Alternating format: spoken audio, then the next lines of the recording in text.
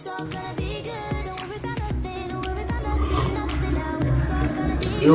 halo.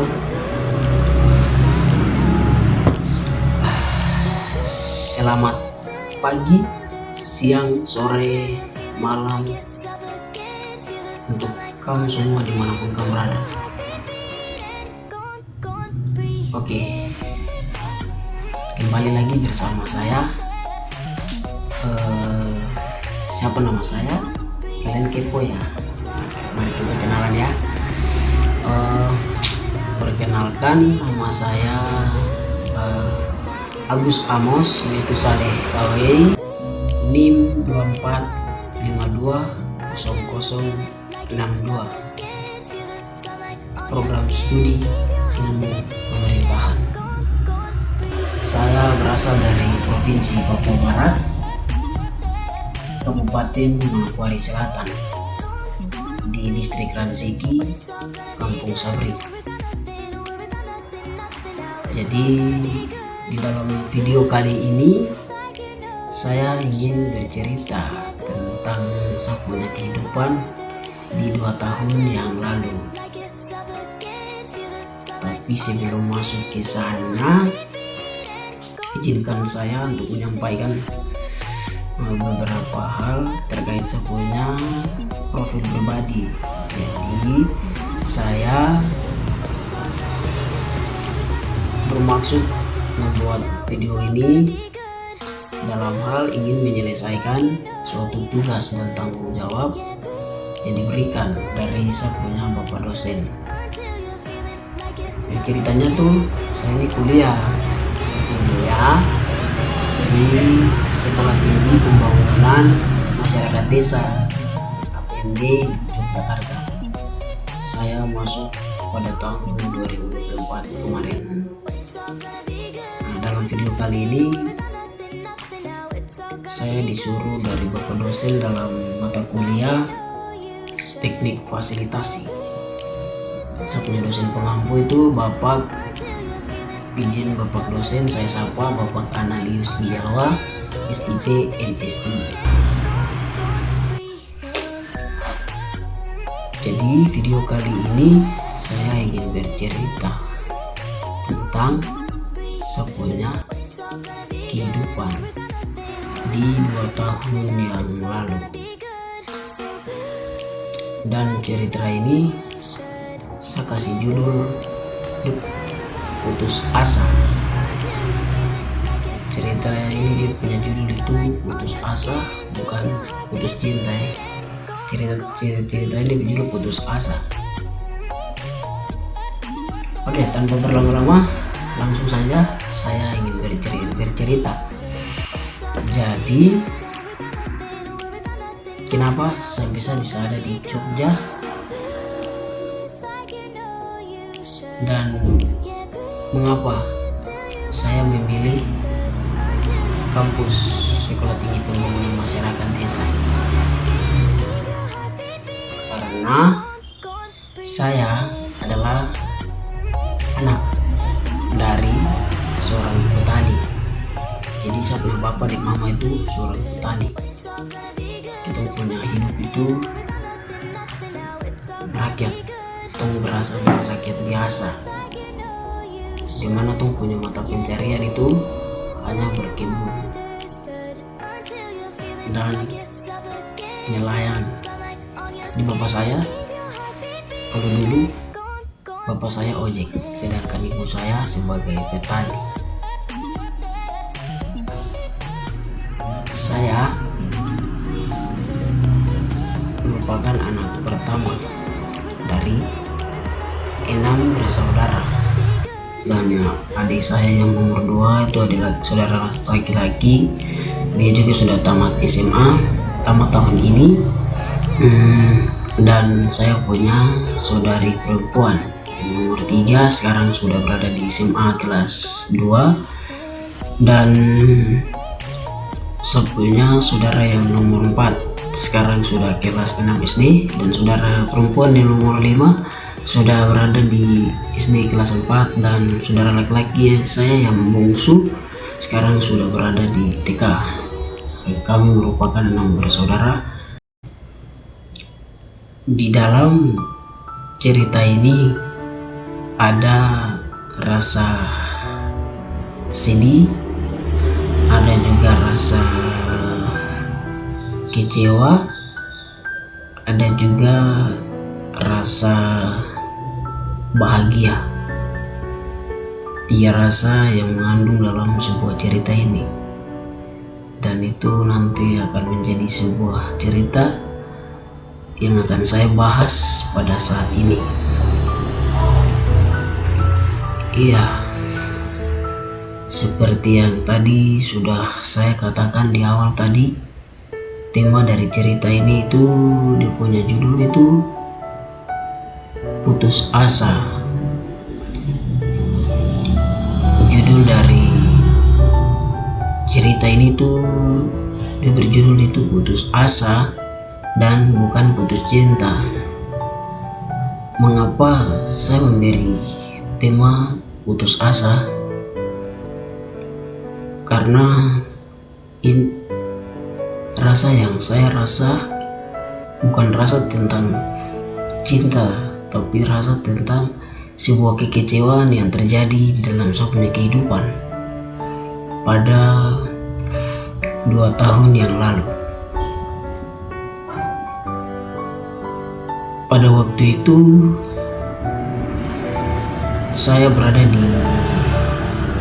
bersekolah di SMP Negeri Duaran Siki. Itu SMP yang saya sekolah di sana, mulai dari kelas 1, kelas 2 sampai dengan kelas 3. Di sana saya bertemu dengan saya punya sahabat-sahabat, teman-teman, teman sekelas, dan yang paling saya banggakan sekali di sana itu saya punya guru, saya punya pak guru, dan saya punya pak guru itu dia berasal dari Ambon. Pak guru itu dia mendidik saya, mengajarkan saya tentang nilai-nilai kehidupan, mulai dari saya masuk di SMP kelas 1, kelas 2 sampai saya kelas 3. Nah, di kelas 3 SMP pada saat itu saya tamat. Saya juga mendapat rekomendasi dari SMP dari pihak sekolah untuk sekolah melanjut pendidikan SMA di luar Papua. Saya melanjut sekolah menengah pertama di luar. Maaf, bukan sekolah menengah pertama, tapi sekolah menengah atas SMA di luar Papua, di Jawa. Nah, pada saat itu pak guru saya membawa selembar kertas, dan di situ kertas itu merupakan persetujuan dari orang tua, di semacam surat izin dari pihak sekolah untuk saya punya orang tua. Kalau orang tua tanda tangan di surat itu untuk menyetujui saya untuk berangkat SMA di luar. Tetapi saya punya bapak, dia tidak setuju untuk saya sekolah di luar pada saat itu, karena saya punya bapak dia berpikir bahwa kalau saya sekolah di luar nanti saya mati lapar, saya hidup susah karena hidup di rantau begitu. Itu yang menjadi alasan sehingga saya punya bapak tidak kasih izin saya untuk sekolah di luar. Sehingga ada saya punya saudara seangkatan dengan saya pada saat itu, dia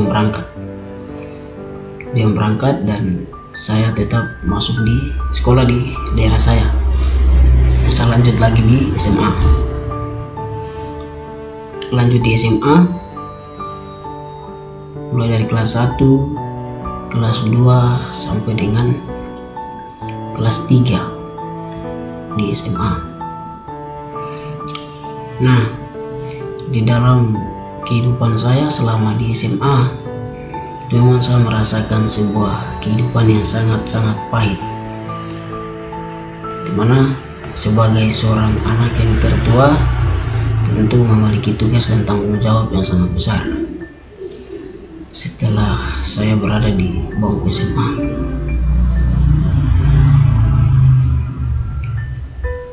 pada saat itu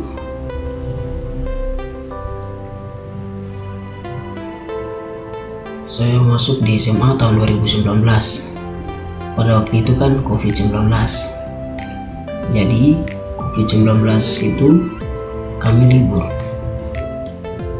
libur pada saat itu, sehingga COVID ini mengakibatkan sehingga macet jalannya aktivitas di hampir seluruh Indonesia, bukan yang dialami oleh satunya daerah sendiri, tapi hampir di seluruh Indonesia. COVID ini yang mengakibatkan sampai pendidikan waktu itu tidak jalan dengan baik, ekonomi di daerah tidak jalan dengan baik, orang tidak bisa beraktivitas dengan baik karena waktu itu masa pandemi yang sangat luar biasa. Nah, COVID ini mengakibatkan sehingga kami itu berlibur, kami itu pulang ke hutan, ke gunung. Jadi saya mau cerita sedikit sekalian saya juga mempromosikan saya punya tempat di mana saya menghabiskan saya masa-masa kecil, mulai dari saya SD, SMP, SMA, saya habiskan saya masa-masa di sana. Jadi saya tempat itu di nama itu Gunung Brepen. Jadi Gunung Brepen ini yang punya hak wilayah di sana itu saya punya tete dari saya punya mama yang memiliki hak dan wilayah di sana. Di sana ada rumah. Jadi awalnya itu tete dan nenek saya ini berkebun untuk tanam keladi, tanam bete, sambil orang tete dan nenek saya ini bekerja di sana. Mereka juga berburu. Tete saya ini pasang jerat sehingga dapat babi. Itulah yang menjadi sebuah kehidupan pada waktu itu untuk saya punya tete dan nenek. Sehingga tempat ini bukan hanya tete dan nenek pergi untuk bikin kebun saja, tapi pada suatu saat tete dengan nenek ini berpikir untuk bikin rumah. Nah, pada saat itu pas dengan COVID-19 waktu itu tete dan nenek rencana untuk bikin rumah. Sudah bertahun-tahun tete dan nenek bikin rumah tapi gagal. Rencana bawa operator sensor kayu buat tete dan nenek buat rumah di atas tapi gagal. Kayu hancur, bikin rangka kayu hancur. Sehingga 2019 itu baru tete dengan nenek kasih tahu saya punya bapak tua satu di sebagai operator untuk naik ke atas sensor kayu di gunung di atas untuk bikin punya rumah di atas. Sambil dong sensor kayu, di sana itu yang menjadi pemeran utama atau yang sebagai istilahnya tuh sebagai anak yang membantu saya punya tete dengan nenek. Pada waktu itu tuh saya sendiri dengan saya punya family dan ada saya punya saudara laki-laki beberapa, tambah dengan saya punya tete dan nenek punya anak perempuan ada 2. Kemudian saya punya om bungsu 1. Orang ini yang saling baku bantu, baku topang istilahnya tuh. Pada waktu itu COVID, jadi aktivitas macet sehingga tuh menghabiskan masa COVID ini di hutan. Tete dan nenek rencana bikin rumah di hutan, jadi orang itu berkumpul jadi satu, kemudian bantu tete dan nenek. Tete dan nenek naik jaga operator sensor kayu. Orang itu punya tugas itu nanti untuk sebagai memfasilitasi setiap kebutuhan yang ada di sana. Misalkan nanti minyak goreng habis, beras habis, atau orang itu nanti turun ke kota untuk beli barang, naik ke gunung lagi. Jadi perjalanan dari kota ke gunung cukup jauh. Kira-kira memakan waktu sekitar 2 jam, dan itu tentu melewati sungai, melewati gunung, lembah, dan tentu juga harus hati-hati karena di pinggir jalan pasti ada lebah, ada ular dan lain sebagainya. Karena teman-teman tahu di Papua kan hutannya sangat lebat begitu. Jadi ya itu kembali lagi ke tong cerita tadi, orang itu baku ikut terus sehingga tong mengisi tong punya covid itu, waktu covid itu tong pakai untuk tong mengisi tong punya aktivitas di gunung, punya kehidupan di sana. Sehingga tete dengan ini jaga operator sensor kayu di gunung, orang ini tuh sebagai fasilitas untuk memfasilitasi setiap kebutuhan yang dibutuhkan di sana, seperti bensin untuk sensor, kemudian kebutuhan lain lah, seperti begitu. Oke, jadi itu merupakan kehidupan, latar belakang saya punya kehidupan pada waktu itu, sehingga saya menghabiskan saya punya masa kehidupan di tempat itu. Nah, jadi kembali lagi ke kampung lagi. Jadi waktu itu kan covid, tong sekolah jadi dari pihak sekolah SMA saya ini membuat satu kebijakan di mana kita sekolah itu hanya 2 hari. Ini dibagi kelas 11 dan 12 itu. Kelas 11 itu sekolahnya cuma kelas 11 sekolahnya hari Senin dan Selasa, kelas 10 Rabu dan Kamis, dan kelas 12 tuh Jumat dan Sabtu. Karena waktu itu saya masih kelas 10, jadi saya punya jadwal sekolah cuma hari Senin dan hari Selasa. Sisa dari situ libur. Jadi sisa dari waktu itu tuh pakai untuk habiskan tuh punya masa-masa di hutan tadi, untuk bantu nenek dengan tete untuk bikin rumah. Jadi itu sebagai anak tuh juga membantu orang untuk memfasilitasi setiap kebutuhan yang orang butuhkan di sana. Oke, pada waktu itu saya punya kehidupan dari kecil itu, saya tidak selalu hidup dengan saya punya mama dan papa. Hampir saya punya hidup ini saya habiskan dengan sama tete dengan ini.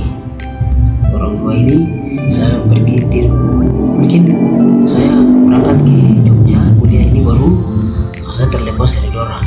Kalau waktu masih di Papua, rumah yang nanti biasa saya pergi makan, tidur, bahkan pergi untuk main di sana, menghabiskan masa-masa kehidupan di sana itu di Sabtu dan Sabtu nenek.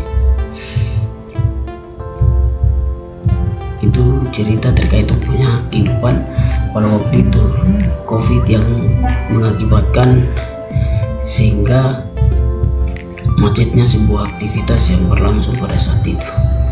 Oke, begitu aktivitas itu terus berlangsung sehingga saya sampai ke kelas 12. Saya tamat dari SMA. Nah, saya punya mama sudah jatuh sakit. Jadi mama sudah mulai sakit di situ pada saat saya berada di SMA kelas 3. Dan bersyukurnya saya itu puji Tuhan sangat baik. Kenapa saya bilang Tuhan sangat baik?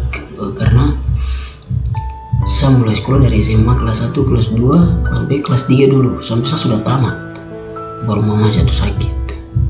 Pada saat mama jatuh sakit itu, ya perlu kita ketahui bahwa sebagai anak yang tertua kan pasti memiliki tugas dan tanggung jawab yang sangat besar dalam hal melihat 6 bersaudara ini, tambah lagi dengan mama yang sakit. Baru pada waktu itu adik saya yang bungsu ini, yang laki-laki yang bungsu ini, dia belum terlalu besar, masih kecil, mungkin usianya 1 tahun atau 9 bulan, masih kecil. Sehingga saya ini sebagai bagi tugas, ada waktu nanti saya pergi sekolah, saya pulang, saya jaga adik saya, kemudian mama saya, kan sementara itu kan mama sakit. Seiring berjalannya waktu, begitu lama berjalannya waktu mama sakit, sehingga saya punya tugas itu terbagi di situ. Setelah tamat dari SMA, pada saat itu acara kelulusan itu kami juga biasa kan, kalau macam misalkan anak-anak pada saat itu tamat dari setiap sekolah kan pasti ada yang namanya kan konvoi di setiap sekolah.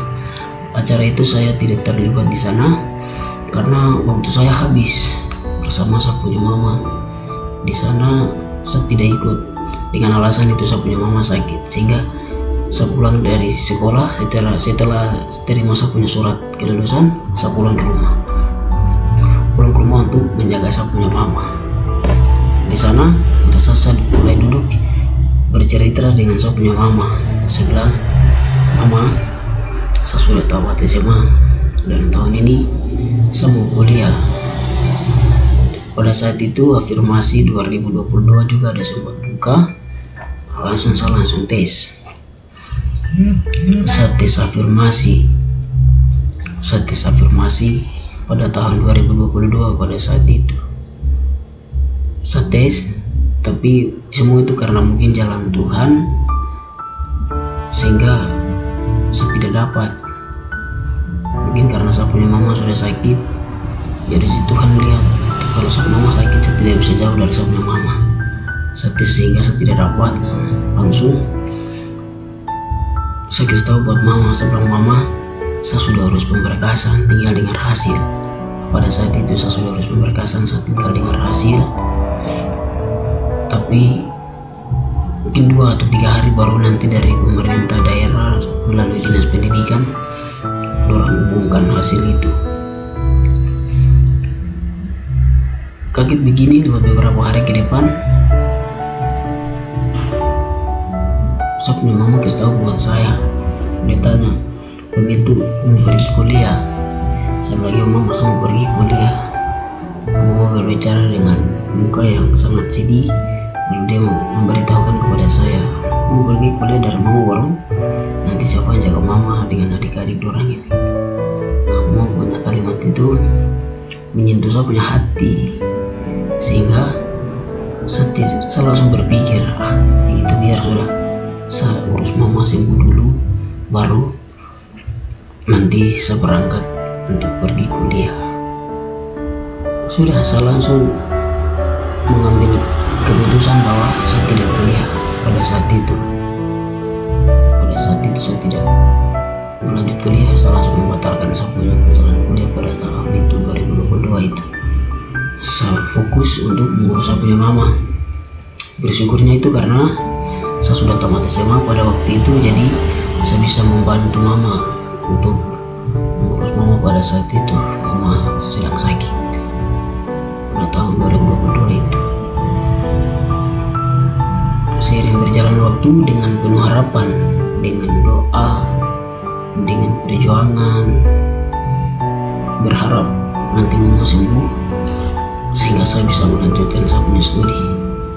Tapi takdir berkata lain, Tuhan mempunyai rencana di luar itu semua, sehingga pada tanggal 27 bulan Agustus tahun 2022, waktu dimana Tuhan memanggil mama dari saya. Tuhan memanggil mama dari saya. Pada saat itu betapa sedih dan hancur hati yang saya rasakan pada saat itu. Saya langsung mengambil keputusan bahwa saya tidak akan kuliah, karena saya berpikir bahwa saya kuliah hanya untuk mengembalikan saya punya mama punya perjuangan yang selama ini sudah menjaga saya, merawat saya, bahkan membesarkan saya, membimbing, mendidik saya mulai dari SD, SMP, bahkan sampai SMA. Saya berpikir bahwa saya sekolah ini untuk siapa? Saya berpikir bahwa saya belajar untuk siapa? Saya mengejar prestasi di sekolah ini untuk siapa? Kalau bukan untuk saya punya mama dengan papa, untuk siapa lagi? Sehingga pada saat itu saya marah saya punya diri sendiri, saya marah saya punya bapak, bahkan saya marah Tuhan. Teman-teman tahu, bahkan saya marah Tuhan. Saya marah Tuhan, saya tidak pelayanan hampir kurang lebih 3 atau 2 bulan kalau tidak salah, seingat saya waktu itu saya tidak pelayanan. Pada waktu itu saya tidak pelayanan, kan waktu itu saya juga ditugaskan sebagai guru sekolah minggu, jadi saya juga punya pelayanan di sana. Tapi karena kejadian itu saya kecewa buat Tuhan, saya kecewa buat saya punya bapak, bahkan saya merasa diri sendiri. Saya menyesal, saya berpikir bahwa percuma saya belajar percuma, saya pergi sekolah bangun pagi-pagi, harus mengerjakan tugas, harus bikin ini, bikin PR, tapi yang saya dapatkan hanya ini. Saya mengingat lagi dengan apa yang mama sudah sampaikan buat saya, bilang urus mama dulu, nanti mama sembuh baru kau kuliah. Tapi semua tidak seperti yang mama katakan. Lalu mama pergi ke setinggal saya dengan saya punya adik-adik 6 bersaudara ini. Terus pada saat itu saya merasakan kekecewaan yang sangat sungguh luar biasa, yang membuat saya itu merasa putus asa. Ya, pada saat itu saya berpikir, disitulah yang muncullah yang rasa yang tadi saya bawa dalam tema itu, putus asa. Itu rasa yang tidak pernah saya lupakan, dan itu yang termotivasikan saya, dan itulah yang menjadi pegangan buat saya, bahwa setiap kali saya berjuang, saya lelah, saya capek, saya mengingat pada waktu itu saya jatuh dalam namanya yang putus asa. Seperti begitu mungkin yang dapat saya sampaikan terkait saya punya kehidupan, tapi tidak berakhir di situ. Saya punya kehidupan terus berjalan. Pada tahun 2023 saya masih trauma dengan saya punya mama punya kepergian. Saya jalan punya, pastilah kita trauma dengan kehilangan orang tua itu. Makan tidak baik-baik, tidur tidak baik-baik, bahkan tuh jalan tuh dengan pikiran. Karena saya pikir mungkin ini masalah yang sangat berat sekali yang dialami oleh seorang anak laki-laki ketika dia memiliki kehilangan seorang ibunya. Karena bagi saya tuh ibu tuh merupakan segalanya, mama tuh merupakan segalanya, dan tanpa mama tuh saya merasa sangat kurang sekali. Seperti itu, dan itu yang saya rasakan pada saat itu, sehingga saya punya pemikiran yang trauma ini berlangsung kurang lebih hampir 1 tahun baru saya kembali pulih untuk saya bisa mengikhlaskan itu. Walaupun sakit kejadian yang saya rasakan pada saat itu, tapi secara perlahan demi perlahan saya mengikhlaskan itu, pergi bersama waktu. Karena saya berpikir bahwa yang namanya kehidupan, kita tidak bisa hidup sampai selama-lamanya, karena akan ada di mana waktu kita semua akan dipanggil dan kita akan kembali ke sana. Seperti begitu.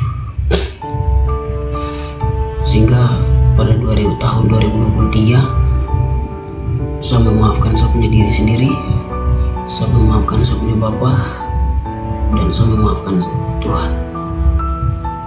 Saya kembali pelayanan, saya kembali menjalankan tugas dan tanggung jawab di saya punya pelayanan pada saat itu. Pada saat itu di bulan Desember, dan saya kembali menjalankan aktivitas saya seperti biasa. Sehingga pada tahun 2024 saya juga sampaikan saya puisi hati buat saya punya bapak. Seorang bapak, tahun 2024 ini saya mau kuliah, sehingga bapak tidak menjawab saya punya pertanyaan itu. Tapi Tuhan itu sangat baik, karena dia mungkin sudah mengetahui kita punya isi hati, isi pikiran. Dia merancang segala sesuatu itu indah. Mana pada saat itu saya merasa kecewa, saya merasa bahwa saya tidak punya masa depan. Tapi pada tahun 2024 saya punya bapak kasih tahu saya bahwa saya harus kuliah, karena saya kuliah untuk saya punya adik-adik 6 bersaudara yang tadi sudah sempat saya sampaikan tadi. Dorang merupakan tanggung jawab terbesar buat saya. Itulah pada saat itu bulan Juni, saya punya bapak itu suruh saya untuk berangkat ke Jogja. Bapak suruh saya untuk berangkat ke Jogja untuk cari kampus yang ada di sekitar Jogja, dan kebetulan ada kakak laki-laki yang juga alumni dari Jogja. Kakak laki-laki juga kuliah di kampus Universitas Proklamasi 45 di Yogyakarta. Kakak juga alumni dari sana, jadi dia yang mengantar saya, dia yang bantu mengurus punya administrasi, sehingga dia bukan saja mengurus administrasi tapi juga membantu saya untuk mengantar saya ke Jogja. Pada saat itu bulan Juni tahun 2004 saya datang dari Papua untuk ke Jogja. Perasaan waktu itu berangkat ke Jogja tuh merasa sedih, merasa senang, dan tidak tahu apa yang harus saya lakukan untuk kedepannya. Namun dalam hati kecil pada waktu itu saya juga punya niat besar, saya juga harus kuliah. Saya juga harus kuliah walaupun di kampus yang sederhana, tapi saya mampu untuk harus bersaing dengan apa yang Tuhan sudah berikan buat saya melalui hikmat talenta yang Tuhan kasih buat saya. Itulah yang memotivasikan saya sehingga saya harus berpikir untuk keluar dari zona nyaman. Waktu itu tinggal dengan orang tua, tapi saya harus berangkat, tinggalkan zona nyaman itu di kampung. Semua kampung saya kasih tinggal semua, lalu saya berangkat ke Jogja. Jadi waktu itu kakak laki antar saya langsung daftarkan saya di kampus Sekolah Tinggi Pembangunan Masyarakat Desa APMD. Itulah yang sampai sekarang saya mengikuti proses pembelajaran dari semester 1, semester 2, semester 3. Tentu di situ dia mempunyai cerita yang sangat berbeda-beda, dan di setiap momen-momen itu pasti memiliki cerita yang sangat berbeda-beda. Dan mungkin itu saja yang bisa dapat saya cerita. Saya ingin menyampaikan terima kasih buat setiap orang-orang baik yang sudah berperan dalam saya punya kehidupan. Terutama saya mengucap terima kasih buat saya punya bapak yang mana sudah menjadi panutan, menjadi sponsor terbaik dalam saya punya proses.